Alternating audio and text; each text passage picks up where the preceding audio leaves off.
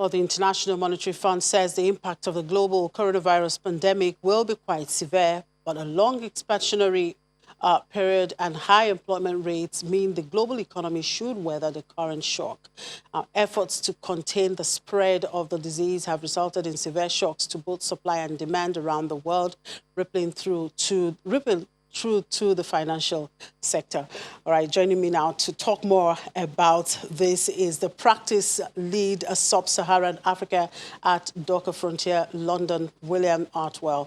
Thank you very much for joining us, William. My pleasure. Thanks for having me on the show.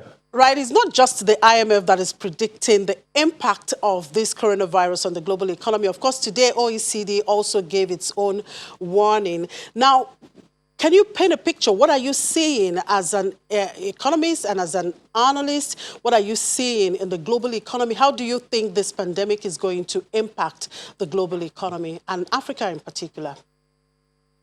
Well, of course, growth is going to take a hit. But how this rolls through the global economy is going to be different in different regions. So we already see, for instance, factories reopening in China, things beginning to stabilize, and certainly the second half of the year is likely to pick up. In Europe, we're still really in the throngs of the pandemic, and it's really having a huge impact on business disruption. We looking at, here in the UK, the risk of a lot of companies going out of business, particularly in things like the hospitality sector, restaurants and tourism, for instance. And of course, in African markets, really the infections are just beginning to ramp up. We saw the new infections surpassing 400 in South Africa today, and we'd expect that to ramp up further. So it's really going to be phased through the course of the year. We'd certainly expect quite a big slump in global growth in Q1 and Q2 and beginning to improve somewhat later in the year. So in terms of forecast, of course, we've downgraded our own forecast for China, for the US, for many European markets, but also for sub-Saharan African markets. So now we're expecting South Africa to be in a full year recession for 2020. And we've also cut the growth forecast for Nigeria, which of course is experiencing a double whammy with the oil price really falling so heavily. So quite a difficult year overall. Now, what will the impact on businesses in Africa market be in practical terms? That's a really important question.